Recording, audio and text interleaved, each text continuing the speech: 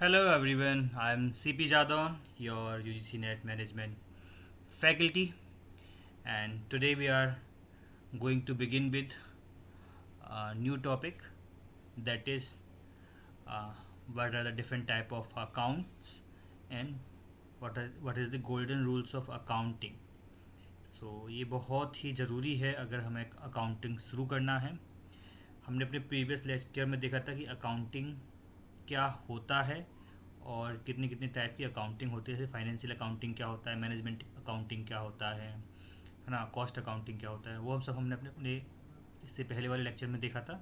और आज हम देखने वाले हैं जहाँ से हम बिल्कुल बेसिक है अकाउंटिंग का, कि अकाउंटिंग का गोल्डन रूल्स क्या हैं और टाइप ऑफ अकाउंट क्या होता है। तो देखते हैं। अगर हम बेसिक इक्वेशन की बात करें जहाँ से अकाउंटिंग बिल्कुल शुरू ही होता है, ठीक है, तो वो ये इक्वेशन है। और ये इक्वेशन कई बार एग्जाम में पूछी गई है, यूजीसी नेट के एग्जाम में कई बार ये इक्वेशन पूछी गई है। बस टर्म्स को इधर उधर लिख देते हैं और आपसे पूछ लेते हैं कि कौन सी इक्वेशन सही है ना। तो अगर हम अकाउंटिंग वाकई सीखना चाह रहे हैं तो ये इक्वेशन तो हमें पता होना ही चाहिए। So assets equals to liability plus owner equity. Assets क्या होते हैं? जो आपके पास मशीन्स है ना, ट्रेडमार्क वगैरह अवेलेबल हैं, जो आपके एसेट्स हैं ऑर्गेनाइजेशन, जो आपने अपना बिजनेस रन करने के लिए जो सामान खरीदा है ना, वो आपके मशीनरी वगैरह हैं, इक्विपमेंट्स हैं, वो आपके एसेट्स हैं। लाइबिलिटी क्या है? आपने अपने बिजनेस को रन करने के लिए मान लो बैंक से लोन लिया है ना, या आपने क्रेडिट पे रॉ मटेरियल खरीदा है, तो वो सब जो आपको चुकाना है वो आपके क्या है? लाइबिलिटी है। और जो पैसा ओनर ने बिजनेस को शुरू करने के लिए लगाया था, है ना, स्टार्ट करने के लिए लगाया था, उसे बोलते हैं ओनर इक्विटी। तो ये तो मस्ट इक्वेशन है। So the basic equation of accounting is assets equals to liability plus owner equity. अगर हम देखें एसेट्स क्या होता है, asset are the resource own by business और individual, they have valued and can be converted into cash. आप machinery को sell करेंगे तो आपको कैश मिल जाएगा, है ना। तो यही चीज़ है, आपने ज़मीन ले रखी है और आप उसे सेल करेंगे तो आपको कैश मिल जाएगा। तो एग्जाम्पल हैं जैसे कि कैश इट्सेल्फ एक एसेट्स है ना। कार, हाउस, लैंड, मशीनरी, ये सब आपने अगर बिजनेस पर्पज़ के लिए ले रखा है तो वो सब आपके क्या है? एसेट्स हैं। फिर लाइबिलिटी क्या होता है? Liabilities are the financial obligation और debt of business, they represent that business owes to outsider. जैसे कि loan taken from bank, accounts payable. So liability क्या होता है? जो आपको पे करना होता है। आपने अपने बिजनेस में मान लीजिए लोन ले रखा है, उसे आपको कैपिटल की आपको वर्किंग कैपिटल की ज़रूरत थी, आपने उसके लिए लोन ले रखा है, ठीक है। तो वो क्या है? एक तरीके का आपके ऊपर डेट है, वो एक लाइबिलिटी है जो आपको पे करना है बैंक को, ठीक है। तो लाइबिलिटीज़ क्या होता है? फाइनेंशियल ऑब्लिगेशन है जो आपको पे करने होते हैं। देन ओनर इक्विटी क्या होता है? जो पैसा ऑनर ने लगाया है बिजनेस को स्टार्ट करने में, उसे ऑनर इक्विटी बोलते हैं। Owner equity represent the owner claim on the assets of business, it's totally capital, it is total capital invested by the owner plus retained earning. अगर सिंपल टर्म में देखें तो money invested by the owner to start business. So ये तीन basic term है क्या? Asset, liability and owner equity. अब बात करते हैं, हमने बेसिक इक्वेशन की देख ली कि बेसिक इक्वेशन क्या होता है अकाउंटिंग का, क्या होता है basic equation? Asset equals to liabilities plus owner equity. अब हम देख रहे हैं कि गोल्डन रूल ऑफ अकाउंटिंग क्या है। अब इसकी ज़रूरत हमें क्यों पड़ती है गोल्डन रूल्स की? अगर हम बात करें तो गोल्डन रूल क्यों बोल रहे हैं, ठीक है। तो जब हम अकाउंटिंग में कोई भी एंट्री करते हैं तो उसमें दो अकाउंट्स पे इफ़ेक्ट आता है ना। दो अकाउंट पे इफेक्ट आता है। तो उससे क्या होता है कि किस अकाउंट को हमें डेबिट करना है, किस अकाउंट को हमें क्रेडिट करना है, वो हमें कैसे पता पड़े। तो जो गोल्डन रूल्स ऑफ अकाउंटिंग है वो हमको यही बताते हैं कि कौन सा अकाउंट क्रेडिट किया जाएगा, किस अकाउंट को आप डेबिट करेंगे, जिससे कि आप एक सिस्टमेटिक वे में अकाउंटिंग को कर सकें, ठीक है। तो यही हमारे गोल्डन रूल्स, इनको हम देखेंगे। तीन डिफरेंट टाइप के हमारे अकाउंट्स होते हैं, उनके लिए डिफरेंट डिफरेंट तीन रूल बनाए गए हैं कि किसे आप क्रेडिट करेंगे, किस अकाउंट को आप डेबिट करेंगे। So when financial transaction takes place, its affect two accounts, two accounts को अफेक्ट करता है।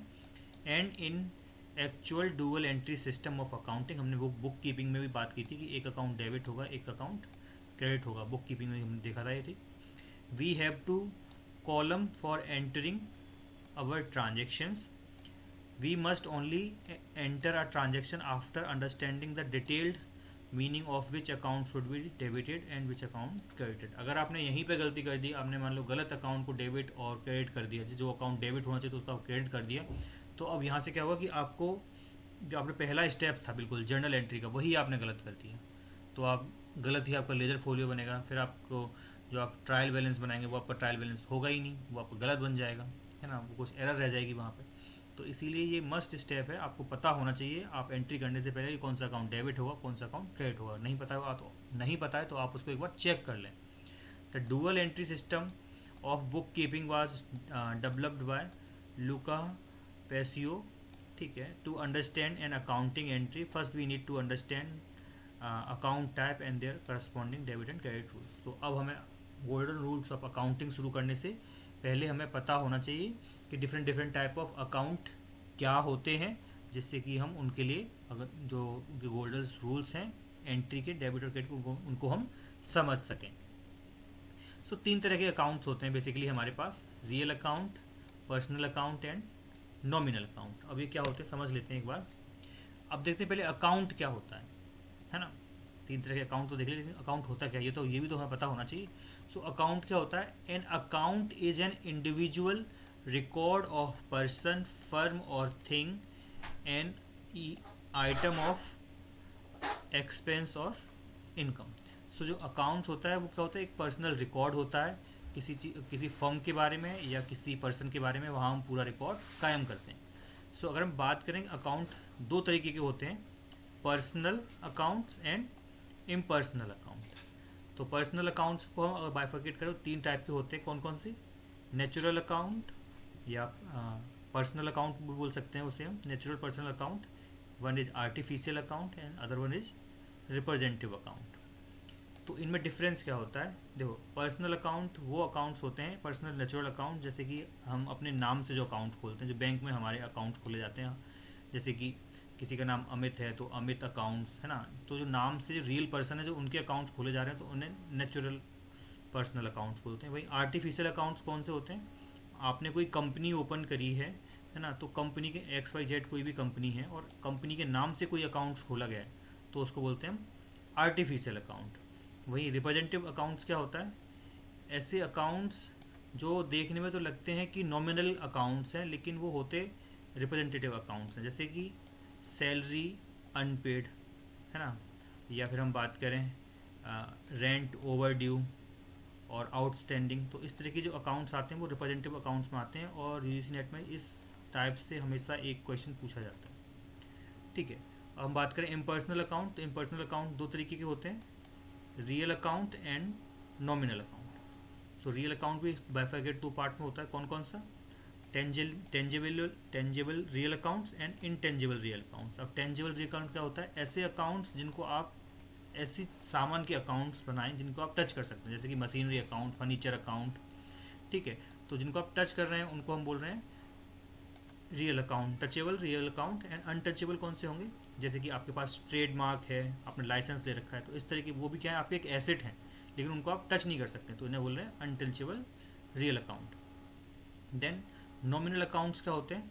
जब आपके लॉस और एक्सपेंस होते हैं उनको आप एक तरफ जब लिखते हैं तो उनको बोलते हैं हम loss expense account, nominal account. And other is जहाँ आपको इनकम होता है। तो ये एक आपके 3 तरीके के अकाउंट्स होते हैं बेसिकली, कौन कौन से? Personal account, real account and nominal account. इनके बारे में ही हमें एंट्री देखनी है कैसे होती है, गोल्डन रूल इनसे क्या है। और रिप्रेजेंटेटिव अकाउंट यहाँ पे सबसे ज़्यादा इंपॉर्टेंट है क्योंकि इससे एक क्वेश्चन पूछा ही जाता है।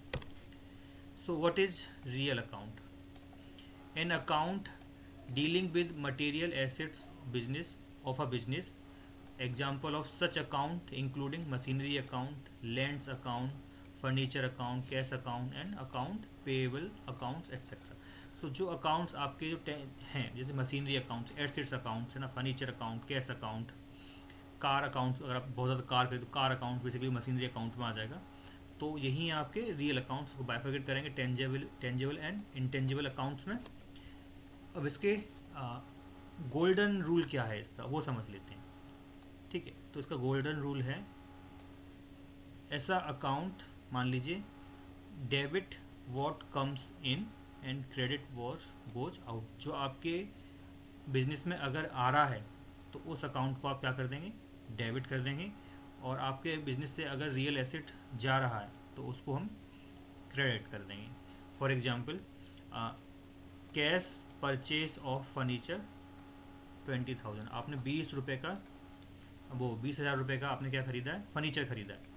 सो देखो कैश भी क्या है, एक रियल अकाउंट है क्योंकि एसेट है ना, और फर्नीचर भी क्या है, एक एसेट है।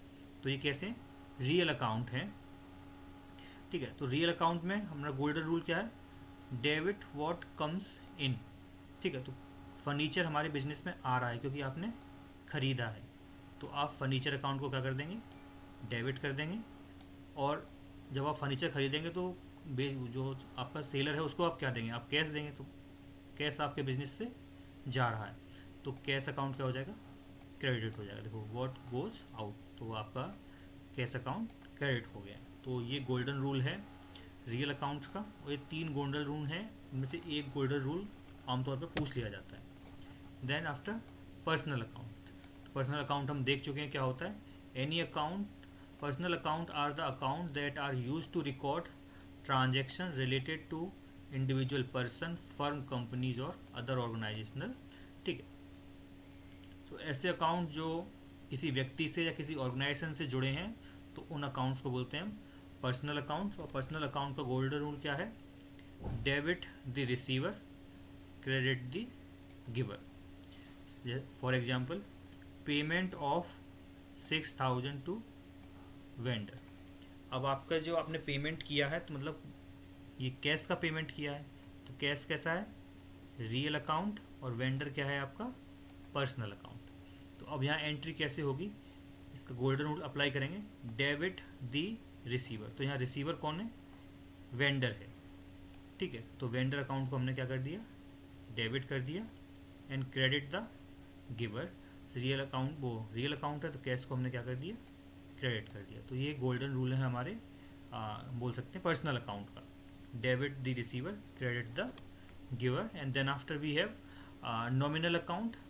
नॉमिनल अकाउंट क्या होता है, nominal account are the use to keep track of financial transaction over a set period of time, usually a year. Nominal account typically cover issues such as income gains, expense and loss. Basically यहाँ जो आपका loss हो रहा है, कुछ नुकसान हो रहा है तो उसको आप डेबिट कर देंगे, और आप कुछ गेन कर रहे हैं या आपकी कोई इनकम हो रही है उसको आप क्या कर देंगे, क्रेडिट कर देंगे। तो ये गोल्डन रूल है हमारा नॉमिनल अकाउंट्स का। तो यही है, debit all the expenses and losses, credit all the income and gain. तो ये हमारा था नॉमिनल अकाउंट। कुछ कन्फ्यूजिंग अकाउंट्स हैं जहाँ यूजीसी नेट एक्चुअली आपसे खेल खेलता है, जैसे कि आपको दिया जाएगा एग्जाम में आउटस्टैंडिंग एक्सपेंस अकाउंट, और आपको देखने में लग भी रहा है कि ये एक नॉमिनल अकाउंट है क्योंकि एक्सपेंस की बात कर रहे हैं, लेकिन इन रियलिटी ये एक कैसा है, रिप्रेजेंटेटिव पर्सनल अकाउंट्स है ना। तो इस तरह के कुछ एग्जाम्पल्स हैं जो मैं यहाँ मेंशन किए हुए हैं, और इन्हीं में से एक कोई ना कोई क्वेश्चन आपसे पूछा जाएगा। So outstanding expense accounts looks like expense or nominal account, but it is a represent a liability payable to someone, क्योंकि आपको पे करना, आउटस्टैंडिंग एक्सपेंस है तो आपको पे करना है, तो बिजनेस की क्या है, ये एक लाइबिलिटी है, और ये क्या है, एक पर्सनल अकाउंट्स हो गया। ऐसे ही प्रीपेड एक्सपेंसेस, अकर्ड इनकम और आउटस्टैंडिंग इनकम, अनपेड इनकम, ठीक है। तो ये कुछ एग्जांपल्स हैं जो रिप्रेजेंटेटिव पर्सनल अकाउंट्स हैं, लेकिन वो दिखते किस तरीके से, नॉमिनल अकाउंट जैसे दिखते हैं। तो इनको आप एक बार गो थ्रू करिएगा, and these are the golden rules. Again आप इनको गो थ्रू करें। और सबसे ज़्यादा इंपॉर्टेंट जो अकाउंट्स बार बार एग्जाम में पूछे गए वो है prepaid, prepaid rent, prepaid insurance, prepaid salary and prepaid rent, और आउटस्टैंडिंग। तो पिछली 3-4 साइकिल से लगातार पूछा जा रहा है, ठीक है। तो ये तो आप ज़रूर याद रखिएगा। So this is all for today class, कल मिलते हैं, थैंक यू।